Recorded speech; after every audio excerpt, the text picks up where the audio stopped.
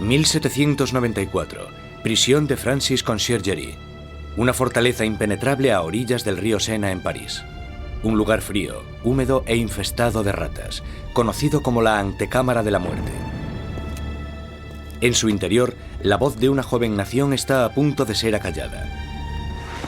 Con el pelo rapado y el cuello desnudo, Maximilien Robespierre está preparado para la cuchilla de la guillotina, para pagar el precio del desastre que dejó a su paso. La explosión de acontecimientos que constituyeron la Revolución Francesa.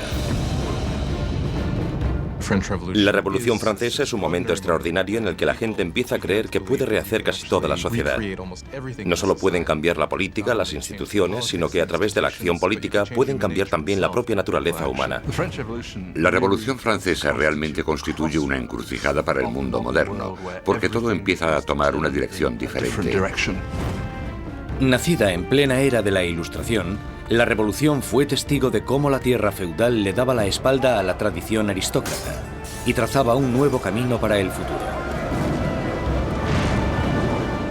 Hará temblar los cimientos de Europa y su impacto afectará al mundo entero. La Revolución Francesa es el acontecimiento más importante de la historia occidental. Hay avances como la Revolución Industrial, el capitalismo, pero en lo que se refiere a acontecimientos no se me ocurre ninguno más importante. Fue la revolución que más alteró las cosas, si consideramos que se deshizo de la Iglesia Católica, de la cristiandad, de la nobleza, del rey, de todo aquello que es tan fundamental antes del nacimiento del mundo moderno. La Revolución Francesa dará de comer a los pobres, traerá la democracia a Francia y establecerá un nuevo orden en la sociedad. Pero el progreso tendrá un precio. Fue un momento de una extraordinaria esperanza y ambición, y de repente se convirtió en la tragedia más espantosa. Ahora Robespierre está destrozado y derrotado. Pero hace solo 2 días se alzaba como el triunfador de la revolución más grande y sangrienta de toda Europa. Era tan fiel a sus ideales que le llamaban el incorruptible. Era tan poderoso que con la más mínima palabra podía sembrar el miedo en toda la ciudad. Robespierre era un excelente orador. Las palabras eran sus armas. Ahora, silenciadas por un disparo en la mandíbula, espera a que le llegue la misma muerte, rápida y brutal, que él impuso a muchos otros. La Revolución Francesa está a punto de probar su propia medicina.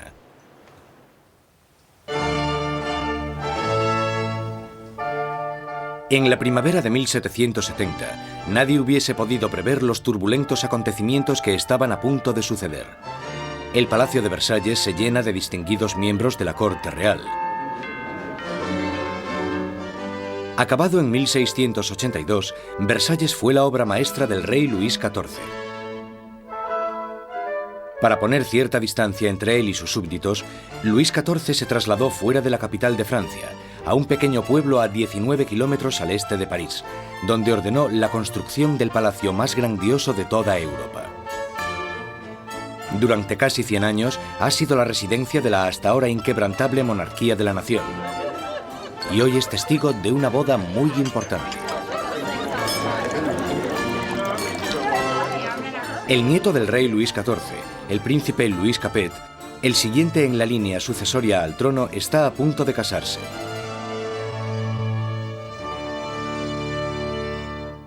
En su noche de bodas, con tan solo 15 años, Louis Capet es un chico tímido e indeciso, y posee pocas de las características propias de un futuro rey, y mucho menos de un marido. Luis era regordete, tímido, un quinceañero totalmente incompetente, con ningún tipo de distinción. La amante de Luis XVI, Madame Dubarry, le describía como un chico gordo y maleducado. Básicamente, era poca cosa. A Luis XVI le resultaba muy difícil tomar decisiones. Siempre la última persona con la que hablase podía hacerle cambiar de opinión. Estas no son las cualidades que tendría que tener un líder. El matrimonio de Luis es una unión política entre la familia real austríaca, los Habsburgos y su propia familia, los Borbones. La boda simboliza el fin de una antigua rivalidad y el principio del establecimiento de nuevos lazos regionales. La futura esposa llega a Francia, una inocente y guapa chiquilla de 14 años. María Antonieta. María Antonieta es archiduquesa de Austria. Es la hija pequeña de la emperatriz María Teresa. Llega a Francia como parte de un acuerdo matrimonial con el que se produce una alteración de las alianzas debido a que por primera vez en la historia Francia y Austria se convierten en aliados más que en enemigos. María Antonieta llega a Francia como un símbolo político, pero como a toda adolescente, no le interesan los asuntos políticos. María Antonieta llega a Versalles siendo muy joven. No sabía mucho del país en el que estaba, no conocía sus costumbres y a la corte. Era una niña fuerte, muy vivaz, pero seguía siendo una niña. Cuando María Antonieta llega a Versalles, es solo una adolescente de 14 años, rubia con los ojos azules. Es guapa. Le gusta que la gente la considere atractiva y llega con la intención de conquistar a su marido y a su nueva familia.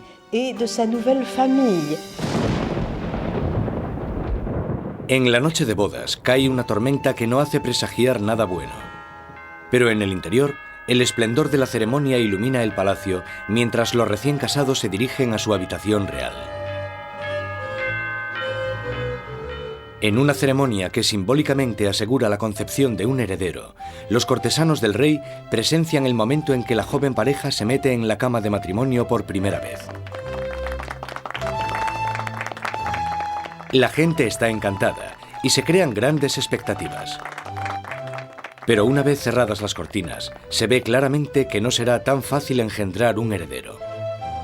Luis no solo no estaba interesado en gobernar, Luis tampoco lo estaba en amar. Y las primeras noches no le hizo mucho caso a su mujer, ni por extensión a su matrimonio.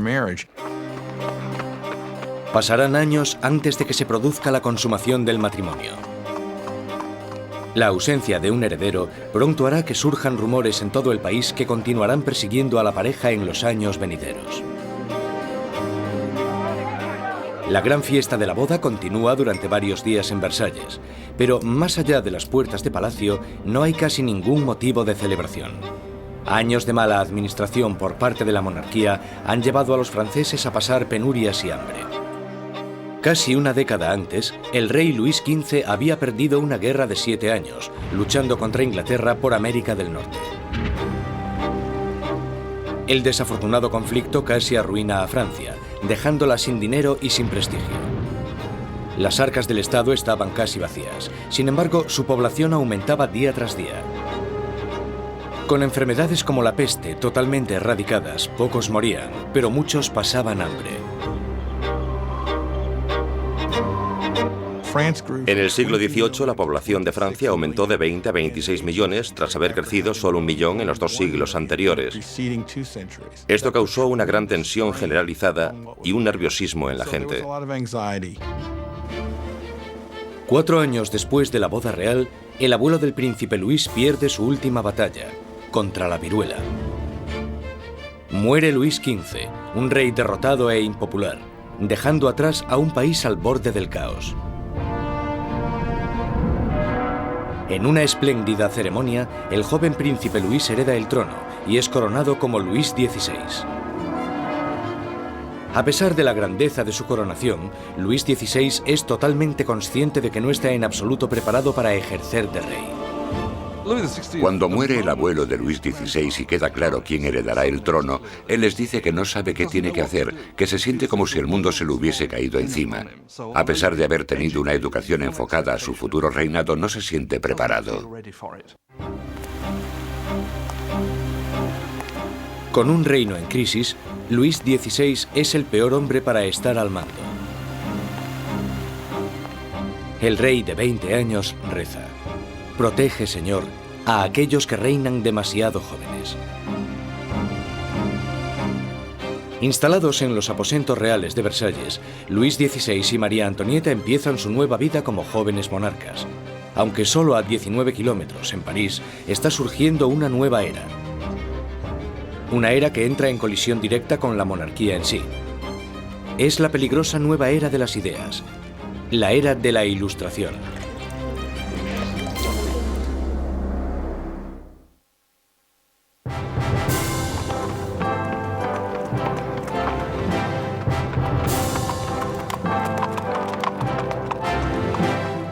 Mientras el carruaje real se va acercando al prestigioso colegio Louis le Grand en París, la gente se aglomera para echar un vistazo a la realeza. Es el momento de darle la bienvenida a París al nuevo rey, Luis XVI, y a su joven esposa.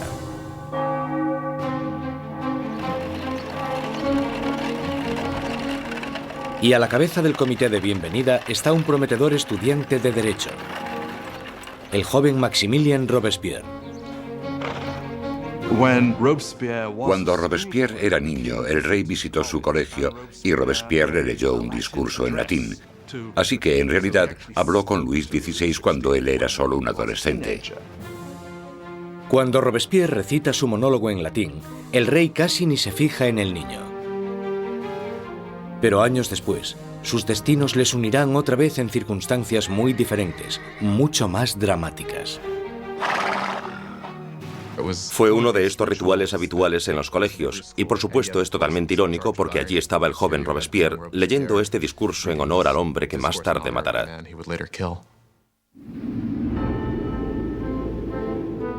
Por ahora, su acogida es cariñosa y sus halagos sinceros.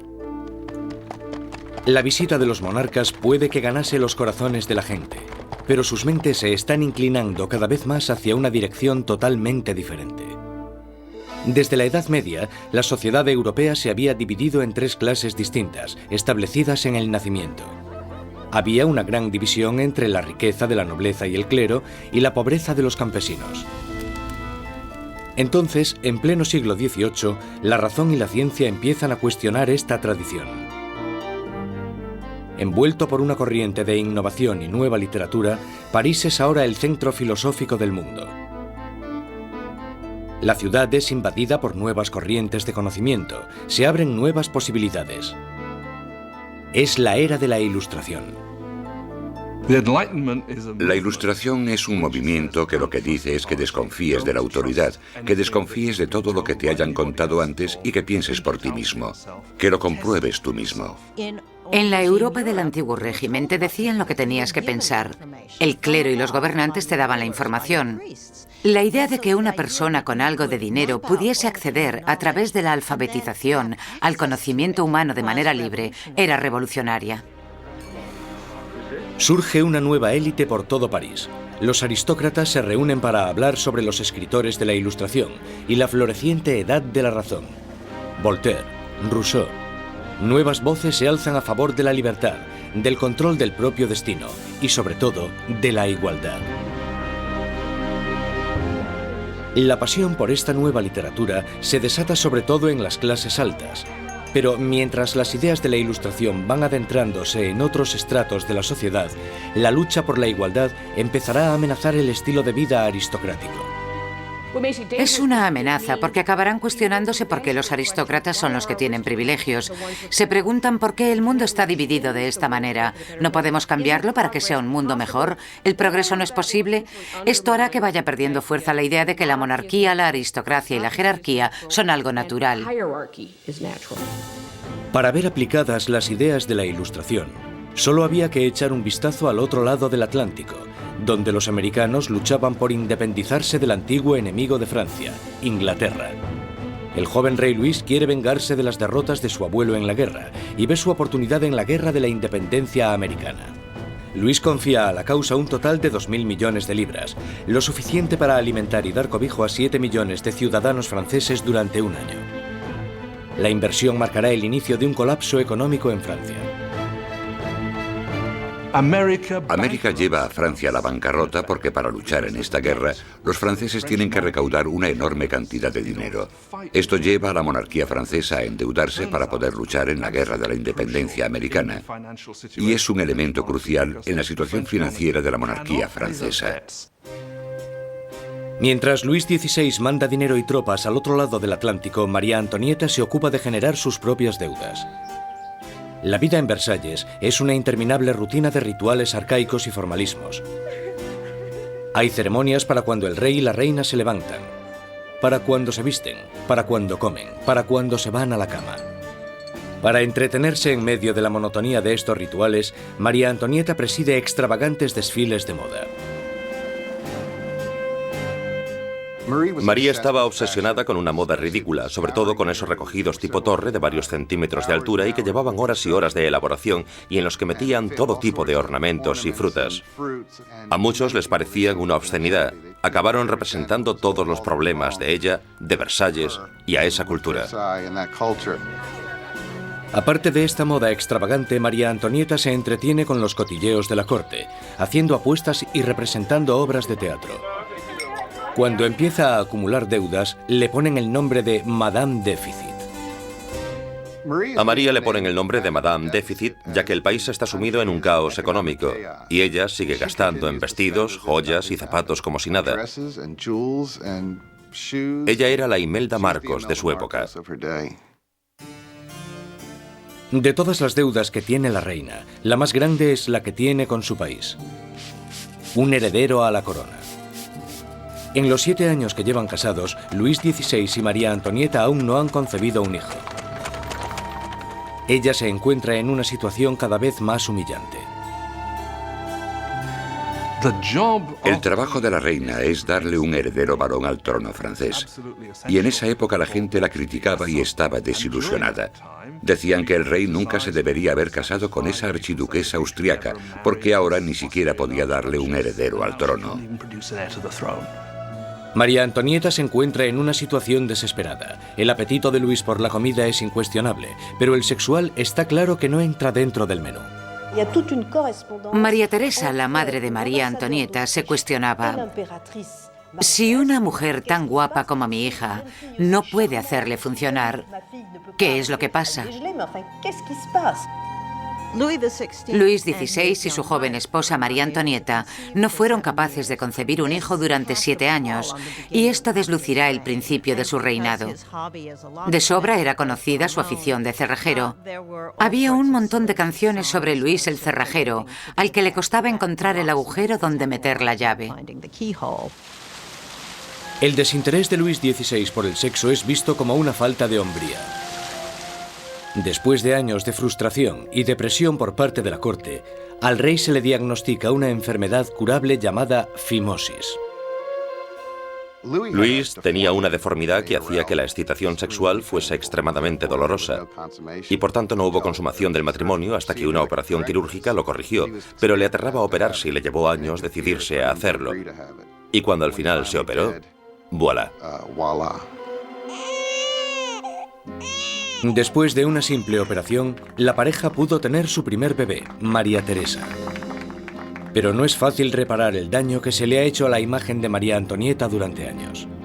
Desde principios de 1780, las calumnias habían circulado por todo el país, sátiras pornográficas del rey y de la reina, folletos obscenos que se reían de la impotencia de Luis XVI y retrataban a la reina como una ramera promiscua en una corte pervertida y decadente. Cuando la situación en el campo empeora, la opinión de la gente sobre la monarquía empieza a cambiar.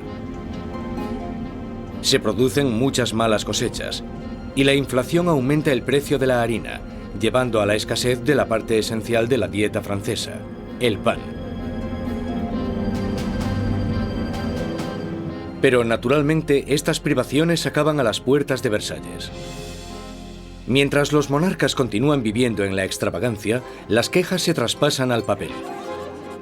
A la corte real se le acusa directamente. ¿Sabe por qué hay tanta gente necesitada? ¿Es acaso que su lujoso estilo de vida devora en un día lo que 1 millar de hombres necesitaría para subsistir? ¿Quién es el hombre que está detrás de estas acusaciones? El mismo joven que solo unos años antes felicitó al rey y a la reina por su coronación. Maximilien Robespierre. La gente pronto tendrá un portavoz que pedirá la libertad y la igualdad por la revolución.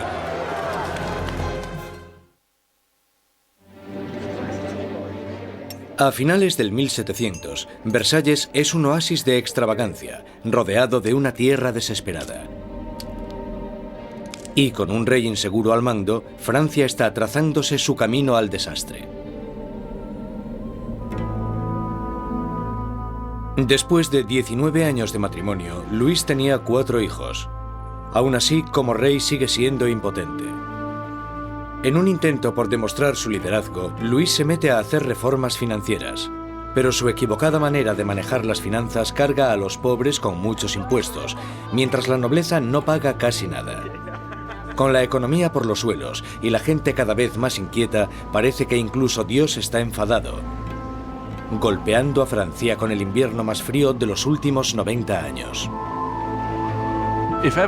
Si alguna vez hubo intervención divina para empeorar la situación, seguro que fue en el verano de 1788 y la primavera de 1789.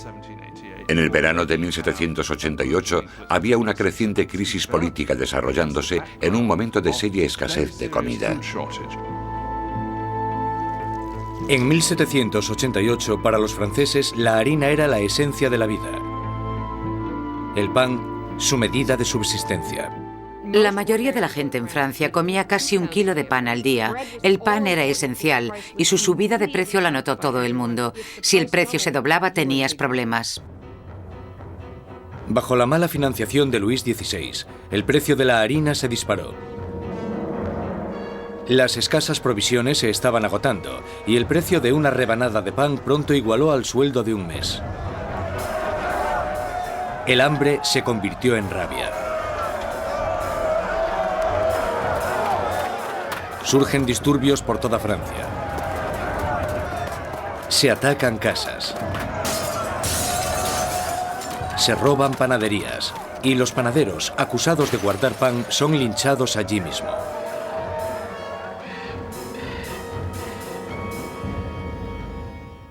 Con la economía destrozada, los bancos fuerzan a Luis XVI a contratar a un ministro de Economía, Jacques Necker. Necker, un pensador progresista, es popular entre la gente de una manera que Luis XVI solo puede envidiar. Durante la primavera del 89, Jacques Necker fue, sin lugar a dudas, el ministro más popular, porque saltó a la luz pública por sus escritos sobre el deber del gobierno de asegurarse de que haya pan y grano suficiente para todos. Con la nación en crisis fiscal, Necker insta a Luis XVI a convocar una reunión con el tradicional cuerpo representativo del reino, los Estados Generales. Es la primera vez en 175 años que se reúne a estos representantes. Políticamente, Francia estaba organizada en los llamados 3 estados. El primero era el del clero, el segundo el de la nobleza y el tercero el de todos los demás. Y según los cálculos contemporáneos, los primeros 2 estados los formaban el 3% de la población y el tercer estado el 97%. Mucha gente pensaba que era muy injusto que este tercer estado, que era la mayoría de la población, tuviese solo 1/3 de los diputados. Consideraban injusto que el Parlamento tuviese 3 cámaras y que las 2 cámaras, la de la nobleza y la del clero, pudieran siempre anular la votación de la plebe. 4 de mayo de 1789. Un destacado joven abogado y político llega a Versalles. Maximilien Robespierre viene a presentarse ante los Estados Generales como diputado, para ser la voz que pida justicia para la gente que él representa, el tercer estado. Robespierre era un huérfano provinciano que había destacado académicamente con la obtención de una prestigiosa beca, convirtiéndose en un orador elocuente. Un mojigato en apariencia, pero con las ideas muy claras. Cuando volvió a su casa, al pequeño pueblo de Arras, las ideas de la Ilustración que había absorbido en los salones de París tuvieron a un poderoso defensor porque se convirtió en el abogado de los oprimidos de su pueblo natal. Cuando volvió a Arras y empezó a ejercer de abogado, leyó mucho sobre la Ilustración y cuando Robespierre ejerció de abogado en Arras, intentó utilizar esas ideas en los casos que él estaba defendiendo. Robespierre y sus compañeros pedían que la nobleza y el clero pagasen sus impuestos. Pero Luis XVI se siente cada vez más amenazado por el creciente radicalismo del tercer estado. Entonces, el 20 de junio, después de 6 semanas de estancamiento, los diputados se dan cuenta de que están siendo silenciados. El 20 de junio, cuando los diputados llegan a la reunión y encuentran las puertas cerradas, sospechan de un complot. Van a la sala, que era lo que nosotros llamamos la sala de juego de pelota, pero que en realidad era un frontón, se reúnen y juran que no dejarán de reunirse hasta que tengan una nueva constitución. Los diputados deciden constituirse en una nueva Asamblea Nacional y ser los verdaderos representantes del pueblo de Francia. El juramento del juego de pelota es uno de estos grandes y simbólicos momentos de la historia de la Revolución Francesa. Tienes a todas estas personas reunidas en este gran espacio abierto que es la sala de juego, levantando sus brazos en una especie de saludo casi romano, y para esta Asamblea Nacional fue el momento en el que se dan cuenta de su poder y dignidad, y realmente vieron que podían derrocar al rey de Francia. La Asamblea Nacional nace de un revolucionario estado de rebeldía. Será una comunión de voces procedentes de todo el país, un cuerpo parlamentario representando la voluntad de la gente. Pero arrebatarle el poder al rey no será tan fácil como firmar una simple proclamación. Todas estas victorias iniciales que tuvieron lugar en Versalles son la mayoría victorias sobre el papel y ninguna se había llevado a cabo. Cuanto más nos vamos acercando a julio de 1789, más miedo tienen los diputados de Versalles de que el rey esté reuniendo al ejército para derrocarles. A principios de julio, 30.000 soldados toman posiciones en los alrededores de París. Para defenderse, la gente forma una nueva Guardia Nacional. Los revolucionarios asaltan las armerías de París y se van con más de 28.000 mosquetes. Lo único que les falta es la pólvora, y la gente sabe dónde encontrarla. En el centro de París se alza un enorme castillo de piedra, conocido como el símbolo del dominio feudal, la Bastilla. La prisión acoge los almacenes de pólvora de la ciudad y se conoce como la prisión de las torturas y las muertes inexplicables. La Bastilla había sido el gran símbolo del despotismo monárquico, el gran símbolo de los reyes de Francia yendo más allá de los límites de su propio poder. Para los franceses simboliza el horror. En medio de las revueltas se produce un sorprendente escándalo. Luis XVI despide a su ministro de Economía, el apreciado Jacques Necker, por portarse demasiado bien con el pueblo. Horas después de despedir a Necker, llega a París la noticia de que han despedido a su hombre preferido de la corte. No queda más opción que la sublevación. El 14 de julio, multitud de gente se reúne identificándose entre sí con un pequeño emblema. Rojo y azul son los colores de París, separados por el blanco, el color de la Casa de los Borbones. El tricolor ha nacido. De entre la multitud exaltada, una voz grita: ¡A la Bastilla! Con el ataque a la Bastilla, la gente de París está diciendo: no te podrás librar de una nueva Asamblea Nacional. La gente está tomando cartas en el asunto, está cogiendo las armas y diciendo: estamos del lado de la revolución. Cuando el director de la Bastilla, Bernard Delaunay, se entera de que una gran multitud se está aproximando a la prisión, intenta cerrarla. Monta una defensa desesperada, pero los revolucionarios asaltan la fortaleza y arremeten contra los guardas con cuchillos y lanzas.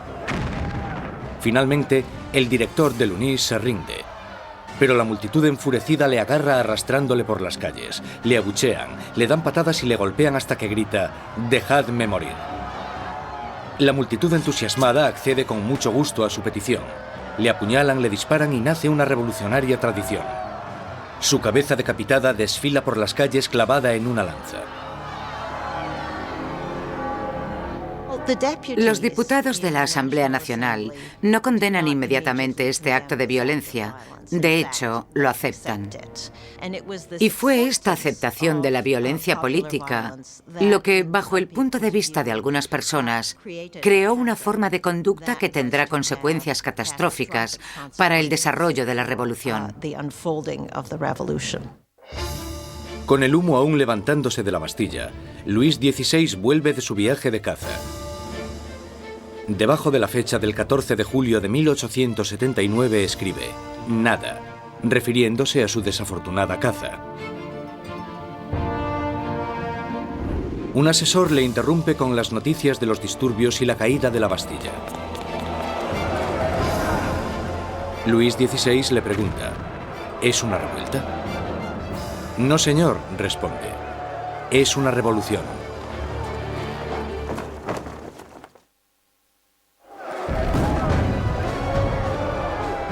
La victoria en la Bastilla desata el irrefrenable torrente de la revolución. La gente ha desafiado a su rey y ha ganado. No hay vuelta atrás. Como símbolo de la derrota del feudalismo, la gente, hombres, mujeres y niños atacan y destruyen la Bastilla con sus propias manos, ladrillo feudal a ladrillo feudal. Están empezando a desmantelar el pasado. Los franceses querían destrozar la Bastilla lo más rápido posible, pero no tenían la posibilidad de usar explosivos poderosos. Así que esto se hizo muy despacio, pero con un ímpetu tremendo. Se repartieron los ladrillos y se vendieron como símbolos de la demolición del despotismo. La energía en las calles da un nuevo ímpetu a la Asamblea Nacional. En pocos días se escribe una nueva constitución llamada la Declaración de los Derechos del Hombre y del Ciudadano. En este atrevido documento, las arcaicas distinciones de clases son abolidas y todos los hombres son considerados totalmente iguales.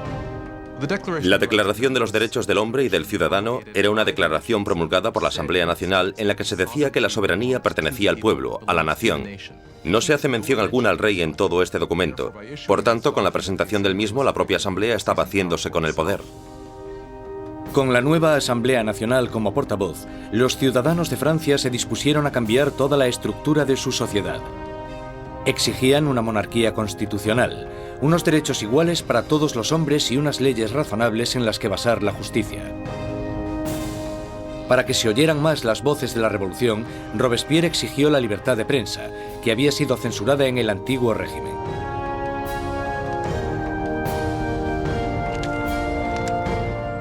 Como resultado, la prensa libre la encabeza l'Ami du Peuple, el amigo de la gente. Un periódico radical lleno de sermones sarcásticos y provocadores. Es la creación de un exmédico, Jean-Paul Marat.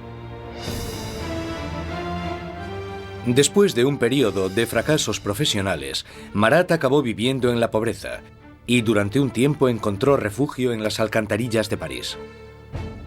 Allí fue donde contrajo una dolorosa enfermedad de la piel que le obliga a pasar largo tiempo dándose baños medicinales. Un Marat amargado y fracasado encuentra en la revolución la válvula de escape perfecta para su desgracia. Jean-Paul Marat era simplemente uno de esos profesionales insatisfechos y desgraciadamente la revolución da una oportunidad a los profesionales insatisfechos. Marat canalizó toda su rabia, todo su resentimiento a través de un periódico que tuvo un éxito increíble, l'Ami du Peuple. Marat era un hombre con una rabia fuera de lo normal. Solo hay que leer las páginas de su periódico l'Ami du Peuple para darse cuenta. En cada publicación se puede ver la paranoia que tiene. Ve conspiraciones en todas partes contra la revolución y para él la respuesta es muy simple. La sangre, las cabezas. Marat aborrece la extravagancia de la monarquía en medio de la pobreza que domina Francia. Y solo necesita el rumor más insignificante para arremeter contra el rey y la reina en su periódico. El 2 de octubre de 1789 explota de rabia. A París llega la noticia de que el rey ha celebrado una fiesta en Versalles y que en ella los decadentes monarcas habían tirado al suelo la bandera tricolor, el símbolo de la revolución, y la habían pisoteado. Marat está furioso. Escribe sobre esta difamación en su periódico, justo cuando surge una nueva amenaza. El rey ha ordenado otra vez a las tropas que tomen sus posiciones en los alrededores de París. Con el golpe maestro de la Bastilla aún reciente en las mentes de las personas, Marat insta desesperadamente a entrar en acción. Gente de París, es el momento de que abráis los ojos. Salid de vuestro letargo, despertad. Una vez más, despertad. 5 de octubre. París se despierta con un ensordecedor ruido de campanas. Las mujeres se reúnen cerca del ayuntamiento para protestar por la escasez de pan. Y, según la gente se va enterando de la ofensiva fiesta del rey, el miedo al acercamiento de las tropas reales se mezcla con la rabia. Pronto, miles de mujeres se dirigirán a Versalles, con lanzas y pistolas en sus manos. Las mujeres van a exponer sus quejas al rey. El núcleo de esta multitud estaba compuesto por las famosas poissardes, las temidas pescaderas de los mercados centrales, famosas por su complexión fuerte y su valentía. Iban equipadas con cuchillos enormes de escamar pescado y estaban muy fuertes para transportar cajas. Yo no me atrevería a meterme con ellas. Son mujeres de los barrios pobres que se ven afectadas por el aumento del precio del pan y la escasez de productos. De repente se dan cuenta de que tienen que hacer algo. Es bastante increíble que estas mujeres de a pie, que seguramente la mayoría no supieran ni escribir su nombre, de repente se convirtiesen en las protagonistas de un proceso histórico. En Palacio, la noticia de que había un grupo de mujeres acercándose llegó a oídos de la reina. Cuenta la leyenda que fue en este momento cuando María Antonieta dijo la famosa frase que en realidad nunca dijo. María Antonieta no dijo, dejadles comer tarta. Eso es un mito. Desgraciadamente a María Antonieta probablemente ni siquiera le importaron los pobres de su país el tiempo suficiente como para decir eso. Mientras las mujeres se reúnen fuera de las puertas, Luis XVI se da cuenta de que la revolución ya no puede ser ignorada. La tiene en la puerta de su casa. Acepta firmar la Declaración de los Derechos del Hombre y del Ciudadano, pero la multitud continúa aumentando durante la noche. Cuando llega la mañana, hay 20.000 personas acampadas fuera de Palacio Real. Para acabar con los signos de distancia entre el rey y sus súbditos, la multitud enfurecida pide que el rey y la reina se trasladen a París. Más indeciso que nunca, Luis XVI es demasiado débil para responder. Su indecisión desatará la furia entre la multitud y pondrá las vidas de la familia real en grave peligro. Al no conseguir conformidad inmediata con lo que ellas quieren, realmente parece que van a matar a la reina. Un grupo de mujeres entran en el palacio, pidiendo a gritos la sangre de la reina. Matan a los guardas, los decapitan y clavan sus cabezas en lanzas. Estaban como locas gritando por todo el palacio. Dadme sus entrañas, dadme su cabeza, yo quiero una pierna, yo quiero un brazo. Creo que estaban tan frenéticas que si la hubiesen encontrado probablemente la habrían descuartizado.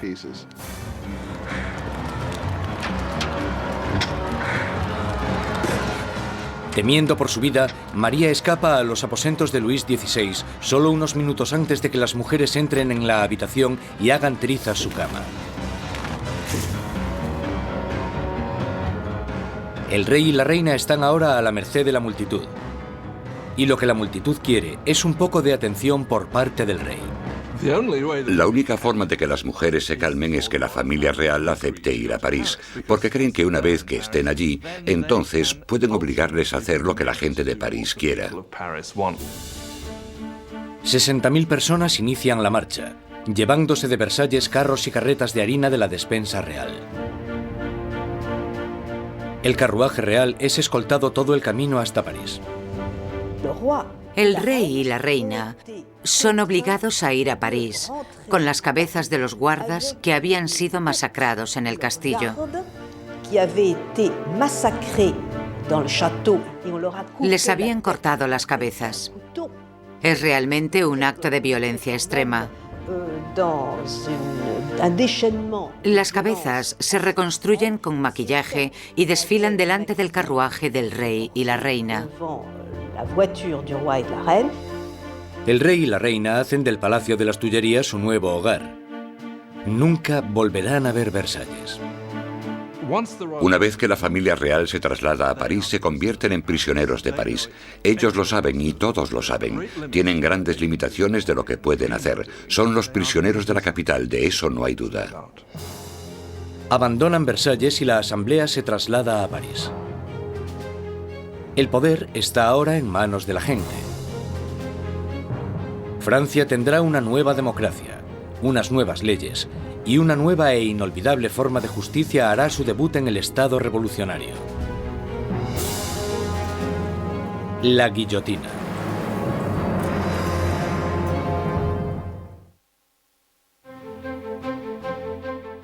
Mayo de 1791. Han pasado ya casi 2 años desde que la familia real y la Asamblea Nacional se trasladaron a París.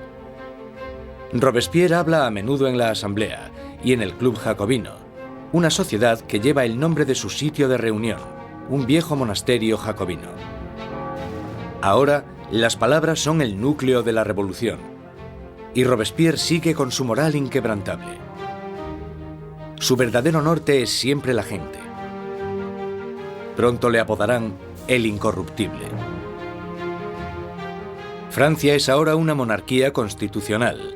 El rey está obligado a compartir su poder con los revolucionarios en la Asamblea. Pero parece que su ración de poder se va haciendo cada vez más pequeña, y es obligado a firmar ley tras ley, disminuyendo su propio poder y el del otro régimen feudal, la Iglesia Católica. Luis decide que ha llegado el momento de escaparse de los confines de la nueva república y montar una campaña para reclamar su reinado. En 1791, Luis XVI decide que necesita volver a obtener el control de su país. Y sabe que solo puede hacer eso con la ayuda de un ejército extranjero. Así que su idea es dejar el Palacio de las Tullerías y avanzar hacia la frontera más cercana. 21 de junio de 1791. El rey y la reina se disfrazan de criados y, protegidos por la oscuridad, se escapan de París. Inician una carrera hacia la libertad. Pasada la medianoche, llegan al pequeño pueblo de Varennes, 160 kilómetros al este de París. Están cerca de la frontera con Austria. La salvación solo a unos pocos kilómetros de distancia, pero su intento de fuga no irá más allá.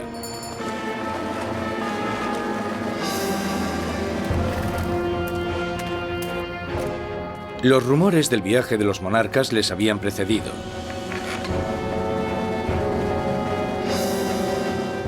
Un oficial del pueblo para el carruaje y les pide los pasaportes.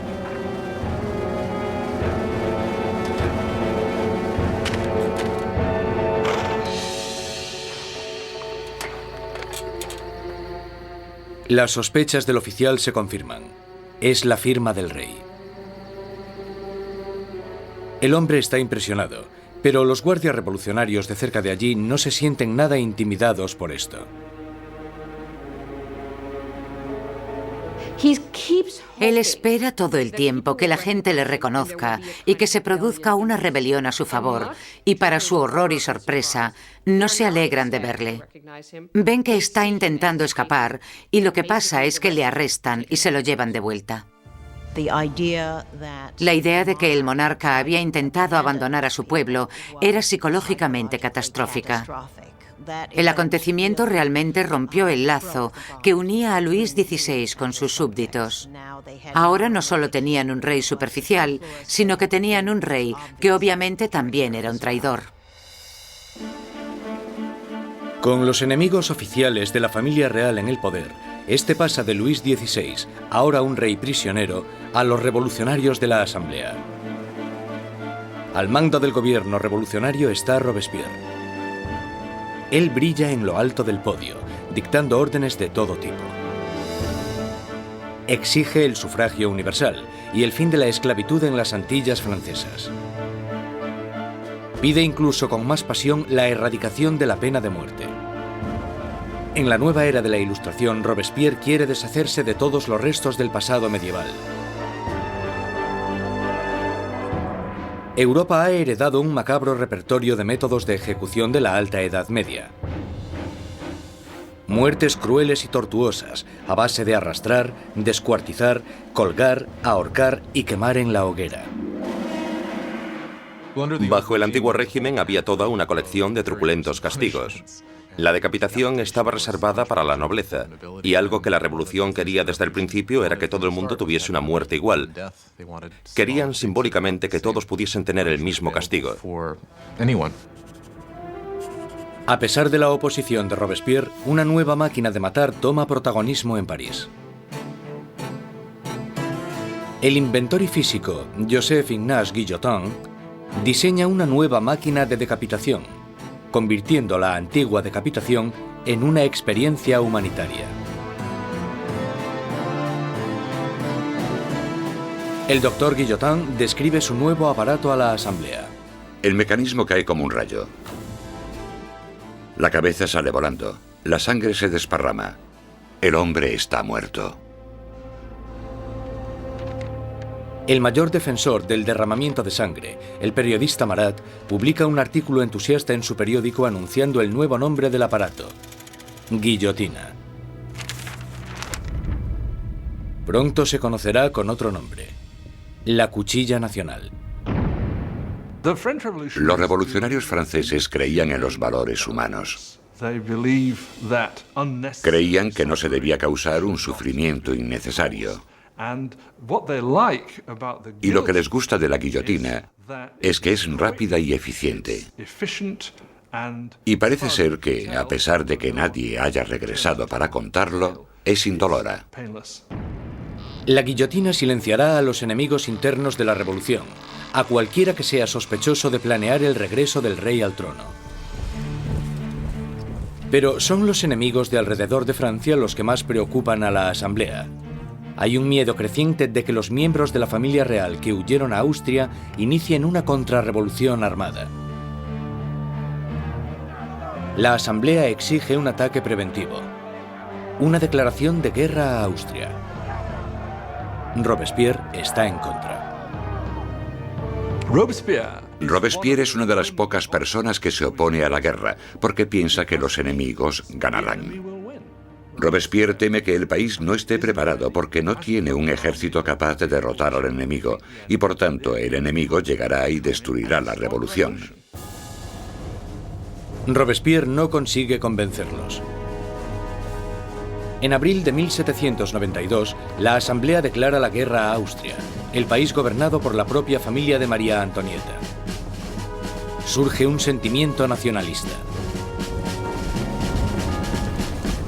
Si Austria derrota al ejército revolucionario, Luis XVI sin duda reclamará su trono.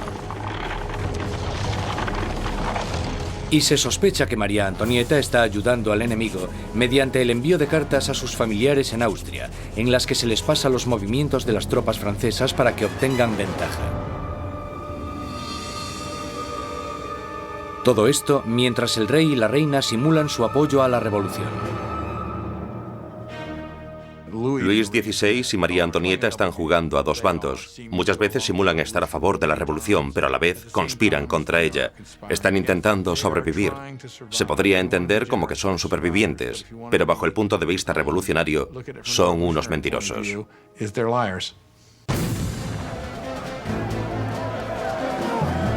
Con el ejército francés sufriendo grandes pérdidas en la frontera, llega la noticia de que en París el aliado de Austria, Prusia, se ha unido a la invasión. Las tropas están bajo el mando del duque de Brunswick, un general prusiano.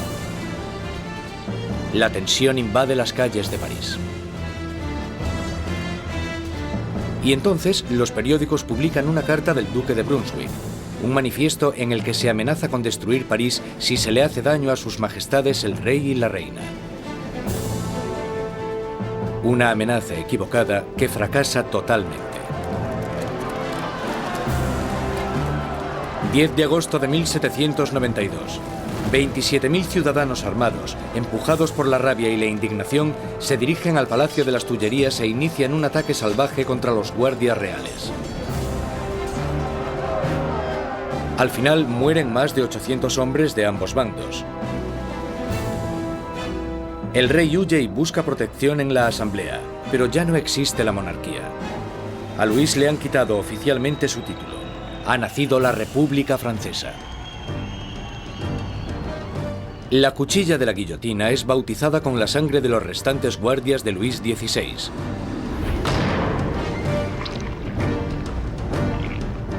Y Robespierre, en su día un incondicional opositor de la pena de muerte, ha cambiado de opinión. El nacimiento de una nueva república solo puede iniciarse con la muerte de un rey. El nuevo y espeluznante aparato del doctor Guillotin se cierne sobre París como una advertencia: el castigo por desobedecer la ley y el orden. Recientemente bautizado con la sangre de los guardias del rey, pronto terminará también con la vida del rey.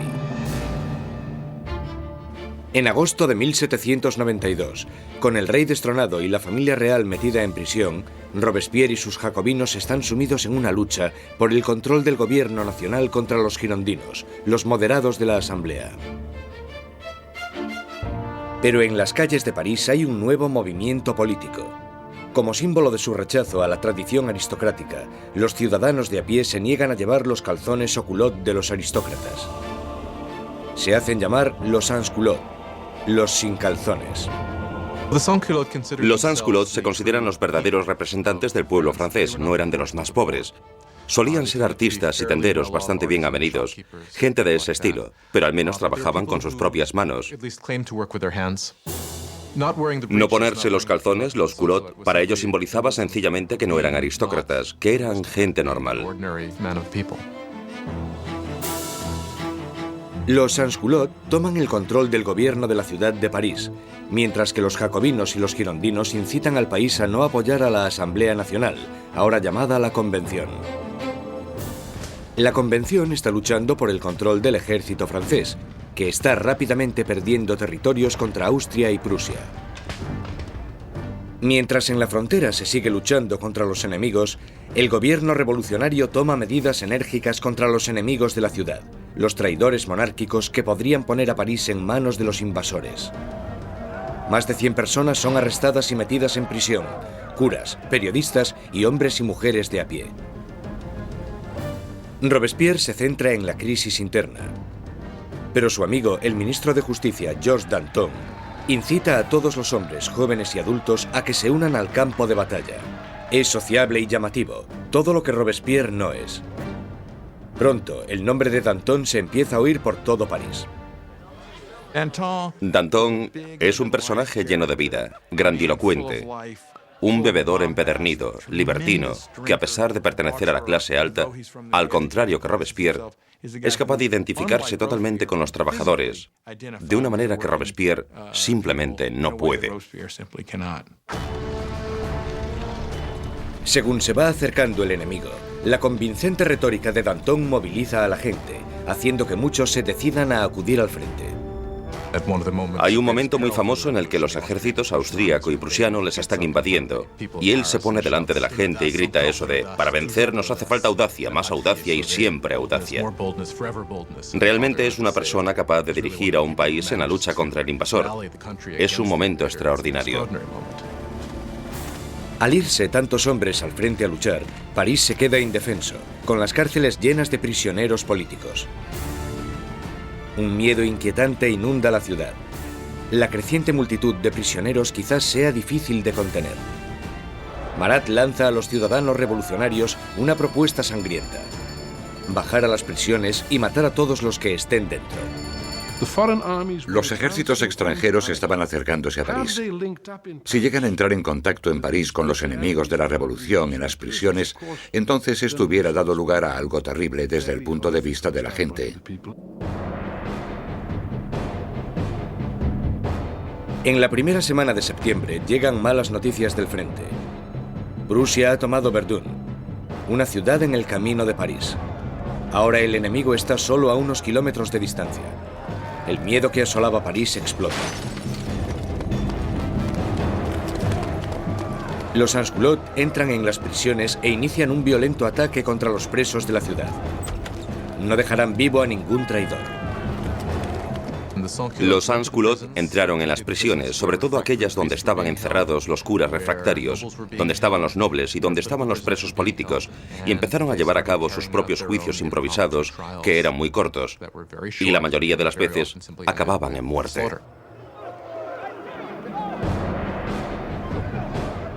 Las mujeres son violadas o mutiladas, los curas son destripados, los aristócratas descuartizados. En la primera masacre, más de 1.600 personas son asesinadas en solo unos días. Cuando la noticia de las masacres de septiembre se extiende por Europa, los enemigos de la revolución sienten repulsión.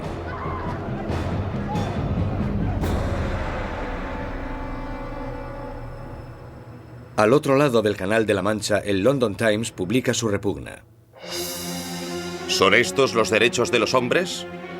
¿Es esta la libertad de la naturaleza humana? Los tiranos más salvajes que vagan a cuatro patas por los territorios inexplorados de África son incluso superiores a estos animales parisinos de dos patas.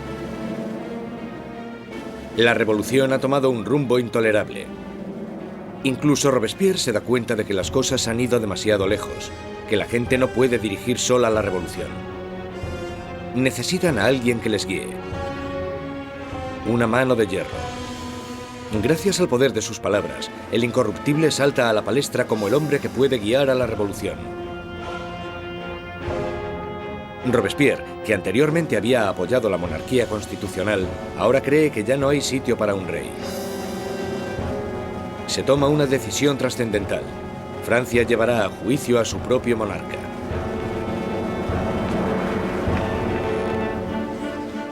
Con el veredicto reducido a una mera conclusión, el único debate sobre la mesa es la condena.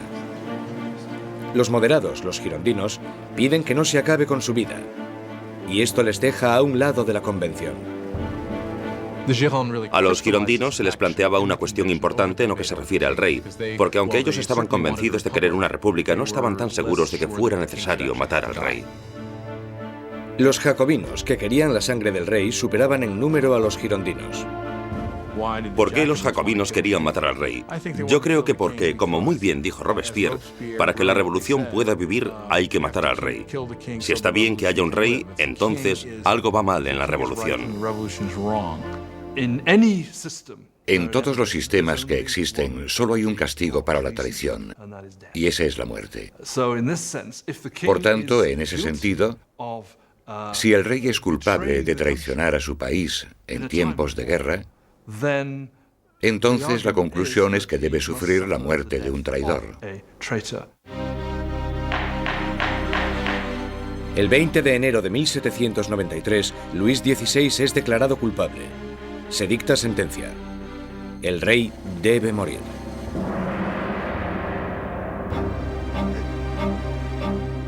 Esa noche se reúne durante un rato con su familia. Él está calmado y entre los llantos de sus familiares les promete que volverá a la mañana siguiente para despedirse definitivamente. Pero no lo hace. No puede soportar la angustia de su familia y debe guardar fuerzas para afrontar la guillotina.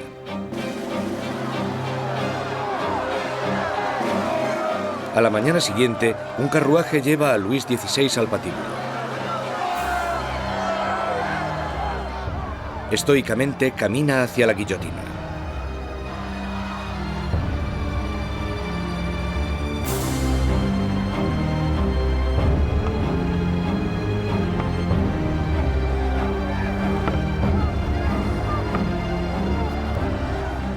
Intenta dar un discurso. Confío en que mi muerte sirva para hacer feliz a mi pueblo, pero siento pena por Francia y temo que pueda sufrir la ira del Señor. Pero los guardias silencian sus palabras con el ruido de los tambores.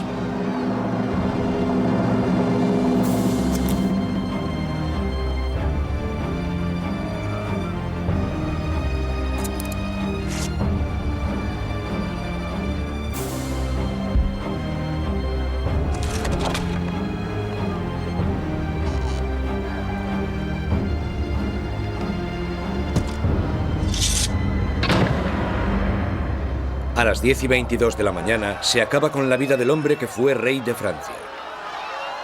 Desde la prisión del templo, María Antonieta oye los disparos de los cañones, anunciando la muerte de su marido. Se desploma del disgusto.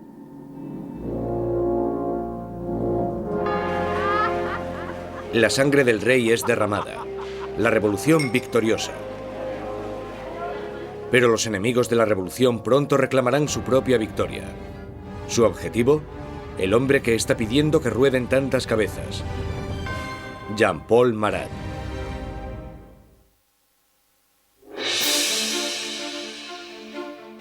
La ejecución del rey Luis XVI marca la victoria definitiva para los revolucionarios. Un momento cumbre en el que la joven nación, la República Francesa, nace literalmente de la sangre. A finales de 1792, los radicales jacobinos, por miedo a que la nueva revolución corra peligro de ser saboteada por los traidores, deciden utilizar medios cada vez más violentos. Pero los girondinos, que representan a los campesinos franceses, quieren frenar la creciente violencia por miedo a que desencadene una guerra civil. Su mayor oponente, Jean-Paul Marat, responde a los girondinos con furiosas palabras en su periódico, publicando los nombres de aquellos que él cree que están conspirando contra la revolución. Marat, que anteriormente había exigido la ejecución de 200 personas, ahora pide la de más de 200.000. Cuando observas el periodismo de Marat, te das cuenta de que tiene un principio básico que es el de ser más radical que nadie y exigir que se mate a la gente. Si observas el periodismo de Marat, todo el rato dice, con solo cortar unas cuantas cabezas todo irá bien. Y cuando las cosas no van bien, si cortas unas cuantas cabezas más, todo irá bien. De repente, los parisinos empiezan a matar a gente y Marat es el primero que quiere llevarse el mérito por eso. Pero el movimiento radical no ha llegado a todas partes. La gente de las afueras de París está furiosa con la creciente brutalidad de los jacobinos y piden que pare el derramamiento de sangre. Este mensaje llega a oídos de la encantadora Charlotte Corday, una chica provinciana sencilla pero a la vez segura de sí misma. Charlotte Corday es una mujer corriente de la ciudad de Caen que está horrorizada por las muertes que están sucediendo y quizás con razón considera que Marat es el principal responsable de todo esto. Él ha jugado un papel decisivo en el radicalismo de la revolución. La gente seguía pidiendo que rodasen cabezas. 13 de julio de 1793. Charlotte Corday llega a París. Sabe que el amigo del pueblo tiene una política de puertas abiertas y que a Marat se le puede encontrar en su casa a cualquier hora, dándose baños medicinales. Corday le visita con la excusa de que tiene una lista de traidores, de aquellos que están colaborando con los enemigos extranjeros para acabar con la revolución. Marat le pide la lista, prometiendo a Corday que los traidores serán guillotinados al día siguiente. Y cuando se la da, coge una daga, un pequeño puñal, y se lo clava en el pecho.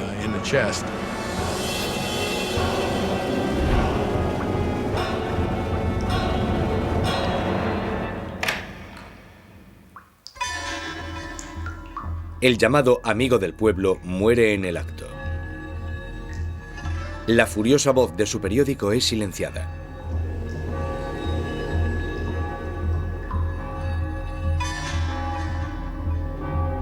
Cuando la revolución se convierte en un baño de sangre, es muy fácil echarle la culpa a él y por supuesto eso fue lo que hicieron los que le odiaban o le temían.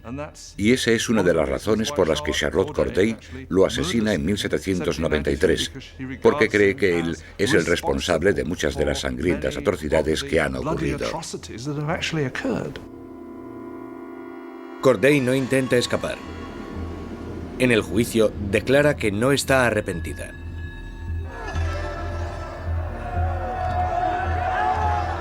¿Qué esperaba conseguir asesinando a Marat? La paz. Ahora que está muerto, volverá la paz a mi país. Charlotte Corday es rápidamente ejecutada y su sueño de paz muere con ella. Ha matado a Marat el hombre, pero ha creado a Marat la leyenda, y su famosa muerte es retratada por un pintor revolucionario, Jacques-Louis David. Se convirtió en un mártir. Se convirtió en algo casi como una figura religiosa. Había gente que incluso le rezaba, decían corazón de Jesús, corazón de Marat. En su funeral llegaron a hacer cosas como coger el baño donde le habían matado y ponerlo en el altar casi como si fuera una especie de crucifijo. Si te fijas en el cuadro de David de la muerte de Marat, el cuerpo de Marat está colocado exactamente igual que el cuerpo de Jesús en las representaciones clásicas de la piedad, el descenso de la cruz. Así que, claramente, se está asociando a Marat con Cristo. Y Marat representa una nueva especie de Dios en la República Radical. Robespierre está celoso de la adoración por Marat, pero él, siempre tan pragmático, dirige su atención a los asuntos más urgentes. Porque aunque Marat haya muerto, sigue habiendo otros que quieren que se derrame sangre. Sangre real. La Conciergerie, la oscura antecámara de la muerte. 8 meses después de la ejecución de su marido y apenas unos días después de la ejecución de Charlotte Corday, encierran aquí a María Antonieta en una horrible celda totalmente sola. Una de las cosas más terribles que le suceden a María Antonieta es que después de la ejecución de Luis XVI, le quitan a sus hijos. Sus hijos eran lo más importante para ella y sabía que los revolucionarios someterían a su hijo a terribles torturas para que se olvidase de sus orígenes reales. Y parece que ella estaba en lo cierto. En tan solo un par de años, su hijo murió por causa del terrible abandono y las torturas a las que era sometido. María Antonieta, la que fuera una joven presumida, tiene ahora solo 38 años, pero la revolución la ha envejecido mucho más. María Antonieta era una mujer muy guapa, elegante, hasta que llegó la revolución. A partir de 1788 empezó a adelgazar. El pelo se le llenó de canas, dejó de ser coqueta y de ponerse guapa. Adelgazó muchísimo. El día del juicio estaba irreconocible. El 15 de octubre se celebra el juicio de María Antonieta y es acusada de traición y de dilapidar los fondos nacionales. Las pocas pruebas que se presentan son basadas en espantosos y vengativos rumores. Una acusación se añade a la lista. Es acusada de incesto con su hijo. Ante esta acusación, María Antonieta se alza para defenderse.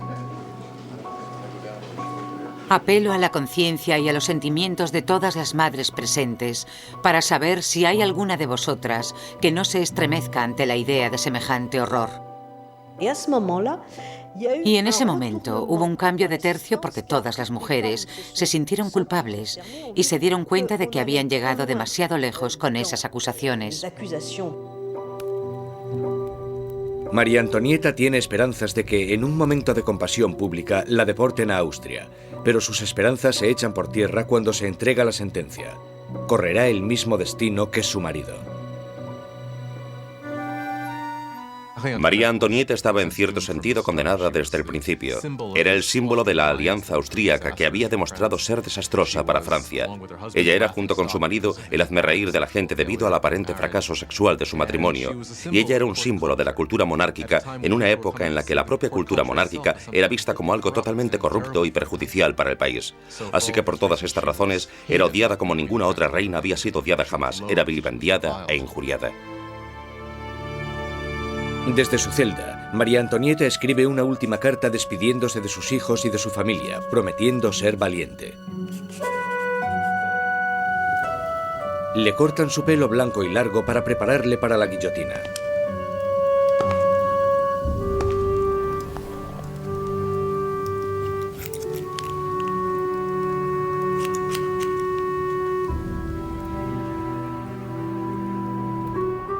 Le atan las manos con firmeza.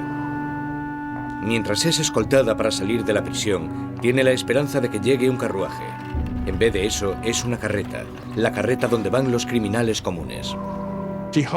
Ella esperaba que cuando la llevasen al patíbulo recibiría el mismo tratamiento que recibió el rey, lo que suponía subir en un carruaje cerrado para que la multitud no pudiese llegar hasta ella. Pero la pusieron en una carreta abierta y la gente le gritaba todo tipo de cosas horribles, terribles amenazas. Apenas la sombra de la soberana que fue, María Antonieta mantiene su dignidad de reina mientras desfila por las calles de París.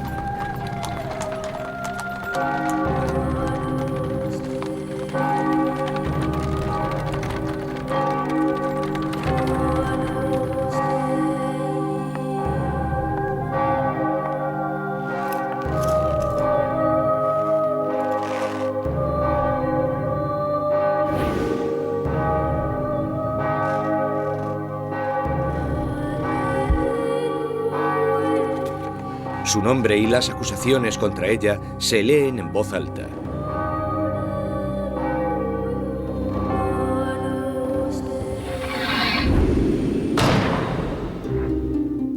La última reina de Francia ha muerto. Varios días después, tras incontables ejecuciones, un miembro de la Convención Nacional comenta lo absurdas que son estas masacres, y sus aliados, uno detrás de otro, son guillotinados. Él dijo, la revolución es como Saturno, devora a sus propios hijos. Danton le contesta, las revoluciones, amigo mío, no son un camino de rosas. El derramamiento de sangre solo acaba de empezar.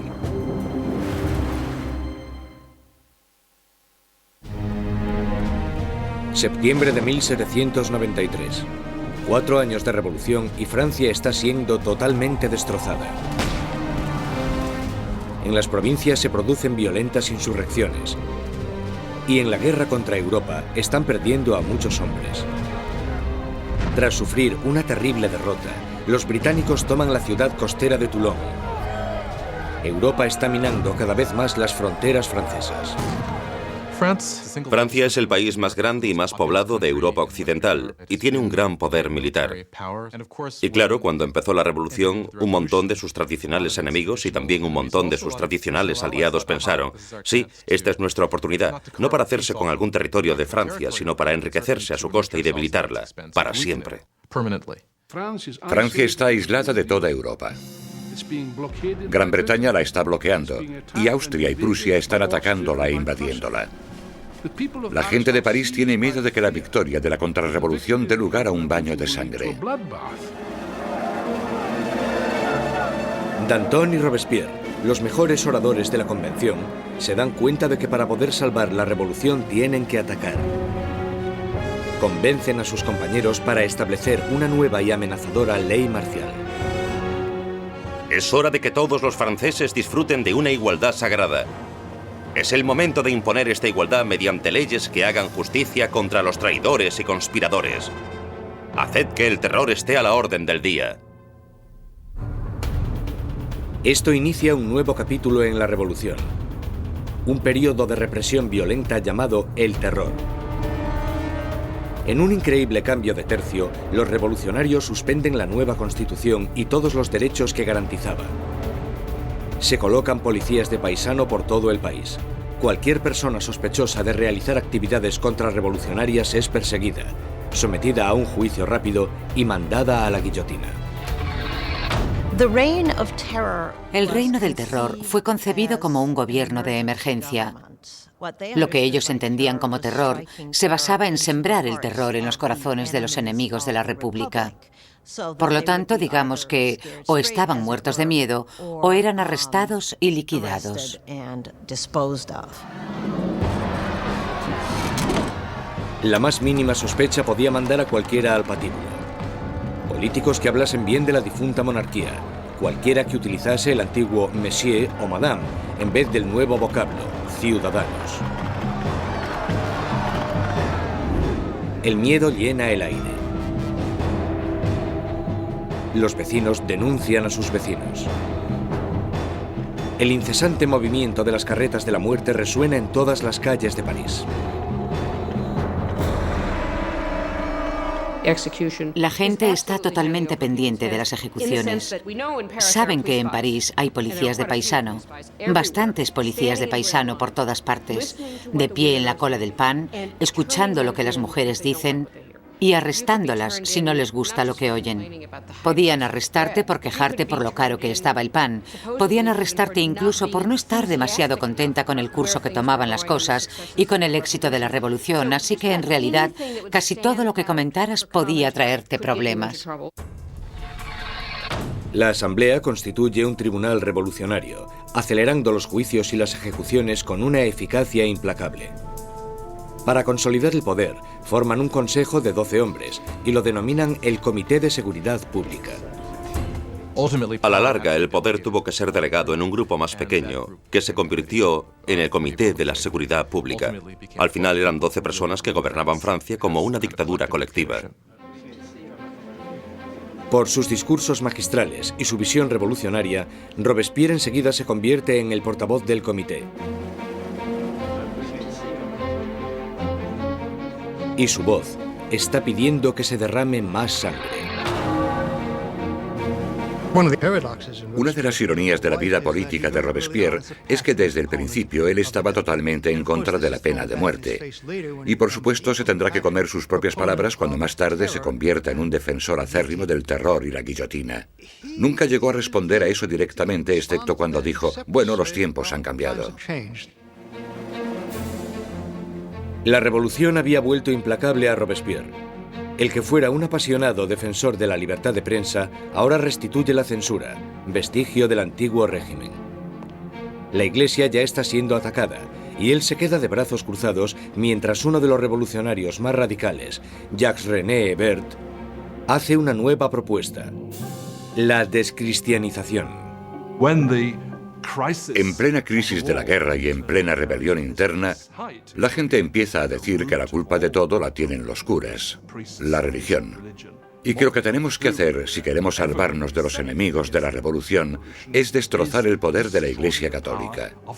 La superstición, el fanatismo, eso es de lo que trata la religión y por tanto lo que tenemos que hacer es erradicar todo eso. Las calles que llevaban la palabra San son cambiadas de nombre. Los iconos religiosos son destrozados y reemplazados por tributos al nuevo santo, Marat. La Iglesia parecía simplemente ser el enemigo de los revolucionarios radicales. A las iglesias y las catedrales les arrancan los altares, rompen las vidrieras, rompen las estatuas, simplemente destrozaron toda la riqueza de la Iglesia. Por supuesto, a los europeos esto les chocó, incluso más que la muerte del rey. Ni siquiera salvaron el calendario cristiano. Los años ya no son numerados a partir del nacimiento de Cristo, sino a partir de septiembre de 1792, el año del derrocamiento de la monarquía.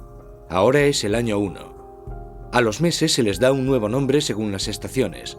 Julio se convierte en Termidor, abril en Floreal. Los meses duran 3 semanas, cada una de 10 días de duración. El calendario revolucionario seguramente fue diseñado como una especie de arma contra el cristianismo, contra la creencia cristiana.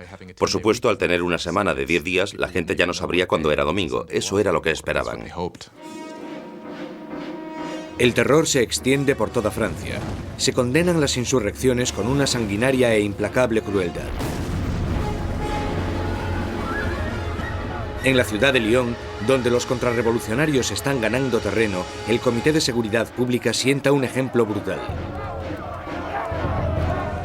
Cientos de rebeldes son atados, llevados a campos y acribillados en masa.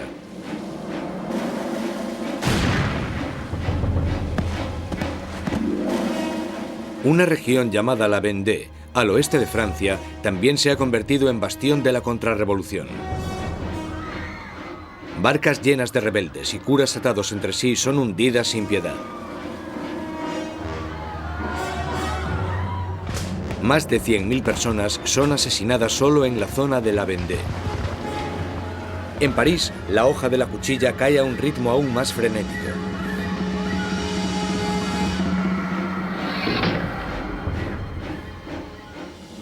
Pero los ejércitos franceses están finalmente obteniendo victorias en la frontera. Bajo el mando de un magnífico joven comandante llamado Napoleón Bonaparte, el ejército francés obliga a la Marina británica a realizar una humillante retirada en Toulon. La revolución está en su punto álgido. Robespierre está en su momento de más poder. Ha acabado con los enemigos de la revolución y ha asegurado su éxito sembrando el terror.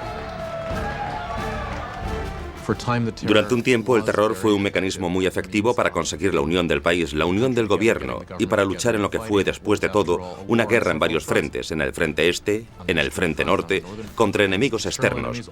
Una guerra civil en la zona de la Vendée, que fue la más sangrienta de todas, y también una guerra civil contra los girondinos y otros revolucionarios en contra del gobierno.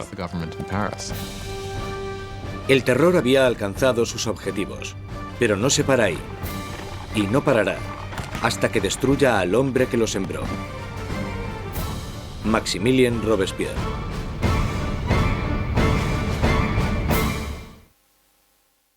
Con la sangre del terror, Maximilien Robespierre ha rescatado a la revolución. Un enérgico ejército está defendiéndose contra los ataques en la frontera, pero las dificultades internas aún no se han sofocado. En la cima del éxito, Robespierre sueña con un reto aún más grande: sembrar más terror para crear un nuevo tipo de sociedad. La República de la Virtud. Con virtud se refiere a la virtud cívica. Es un principio fundamental para Robespierre. Por ejemplo, no puedes ser un ciudadano virtuoso con simplemente obedecer la ley. Debes de estar activamente involucrado en el trabajo del Estado, y eso incluye acabar con los enemigos del Estado. El 5 de febrero de 1794, Robespierre da un discurso destacando su filosofía. El terror sin la virtud es desastroso, pero la virtud sin el terror no vale para nada.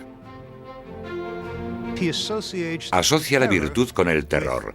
El terror en ese momento se convierte, a su manera de ver, en un instrumento con el que crear virtud. Pero otros no están de acuerdo. Para Danton, la revolución está yendo por el camino equivocado. Él y sus seguidores, los dantonistas, creen que es el momento de acabar con el terror, porque este ya ha hecho su función. En la primavera de 1794 las cosas empiezan a mejorar. Ya no hay tantos problemas con la comida, la campaña de guerra está yendo mejor y Danton está diciendo básicamente que necesitan establecer una nueva base de gobierno, moverse hacia la normalización. Robespierre piensa que es demasiado pronto. Danton empieza organizando un grupo para debatir cómo acabar con el terror. Robespierre lo interpreta como una amenaza directa al gobierno. No lo ve como una simple diferencia de opinión sobre la dirección que debe tomar la política, lo ve como una traición. Y en la República de la Virtud de Robespierre, solo hay una respuesta a la traición. Los dantonistas son perseguidos y enseguida sentenciados a muerte. Robespierre ha mandado a cientos al patíbulo, pero estas ejecuciones le ponen nervioso. No acudirá a la decapitación de sus antiguos amigos y aliados. Mientras sube las escaleras de la guillotina, Danton grita: De lo único que me arrepiento es de irme antes que esa rata de Robespierre.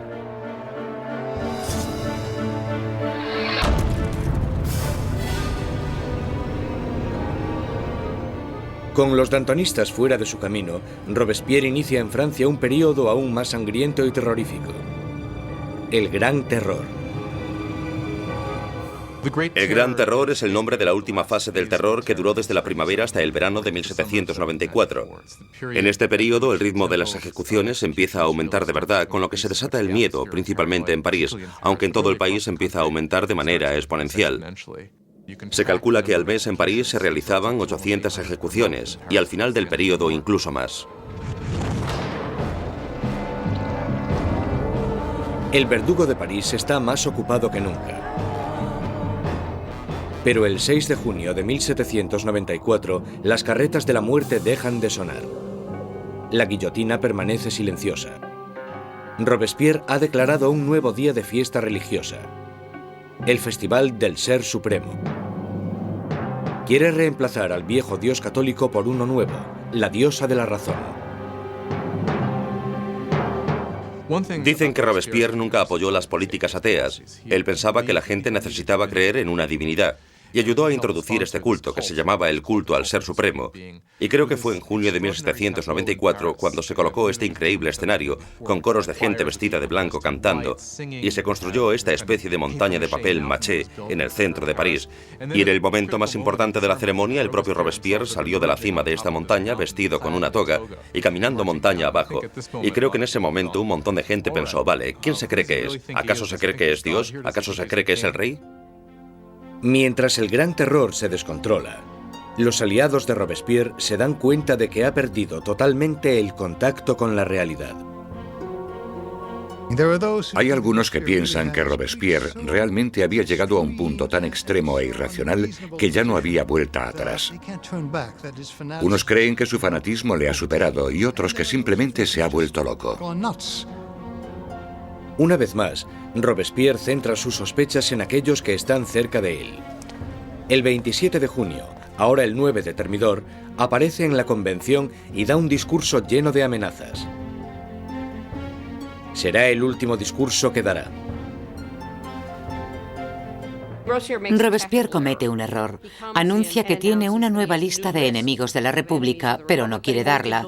Todo el mundo teme estar en ella. Y cuando al día siguiente decide hacerla pública, le arrestan antes de hablar. Un improvisado coro de voces grita a Robespierre. Él les mira en silencio. Los diputados le acusan de rebeldía e inmediatamente le retiran de la convención. Robespierre y varios de sus aliados son llevados al ayuntamiento, donde permanecen vigilados durante la noche. Por la mañana temprano se oyen disparos y los guardias corren al segundo piso. Abren las puertas y se encuentran con una escena espeluznante. Uno de los aliados de Robespierre se ha tirado por una ventana. Otro se ha pegado un tiro en la cabeza. Y a Robespierre lo encuentran semi-inconsciente, con una herida de bala en la cara y la mandíbula destrozada por un supuesto intento de suicidio. Robespierre pasa sus últimas horas de vida en la mesa del Comité de Seguridad Pública, en la misma sala desde donde había conducido el terror hasta su espantoso y sangriento final. Mientras es ridiculizado e insultado por sus antiguos aliados, Robespierre es incapaz de responder. El gran maestro de la oratoria ha sido acallado. En la Conciergerie, donde la última reina de Francia le había precedido, Robespierre se prepara para la hoja de la cuchilla nacional. Su compañero de celda, el revolucionario Saint-Just, le señala un dibujo de los derechos de los hombres y el ciudadano, y declara: por lo menos hicimos eso. Robespierre encabezó la revolución y cambió la estructura de Francia. Estableció un nuevo orden de sociedad e instauró un sistema sangriento y tiránico para asegurarse el éxito. Pero estaba destinado a ser una de las últimas víctimas de este sistema. Resulta que la gente quiere realmente acabar con el terror, pero nadie sabe cómo hacerlo. Lo único que puede acabar con el terror, y parece que en eso todos están de acuerdo, es la caída de Robespierre.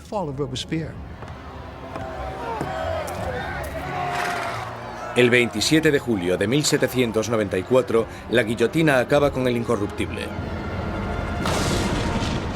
Y la última sangre del terror es derramada. El terror muere con Robespierre, pero la revolución no. Los derechos del hombre, la democracia, la nueva república. Los logros de la revolución sobrevivirán más que cualquiera de los propios revolucionarios.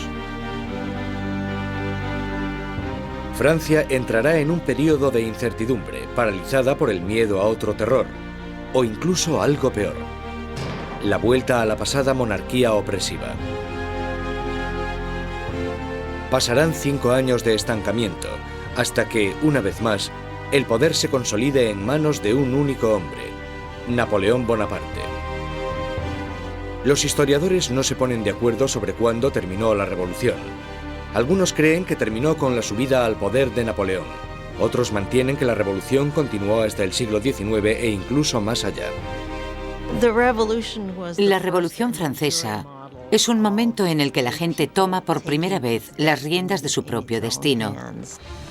La idea de que los súbditos de la monarquía más antigua, más prestigiosa y más poderosa de Europa pudiesen reescribir su historia fue algo que tuvo una resonancia increíble. La revolución destruyó la antigua Europa feudal y cambió para siempre el curso de la civilización occidental. Con la Revolución Francesa surgen muchas preguntas. ¿Cuánta violencia está justificada para conseguir una sociedad mejor? ¿Tiene la gente derecho a acabar con lo que consideran un sistema injusto para reemplazarlo, por lo que están convencidos en sus corazones de que es un sistema más justo? ¿Cuánta violencia está justificada para poder llevarlo a cabo? Aún hoy en día nos preguntamos todo esto. Cuando Robespierre y sus aliados estaban ocupados conduciendo a su país hacia el futuro, muchos de ellos se debieron haber preguntado cuál sería el resultado final. Más de 200 años después del nacimiento de la República Francesa, el fantasma de Robespierre está aún presente en las revoluciones. Desde Rusia hasta Vietnam, desde China a América Latina.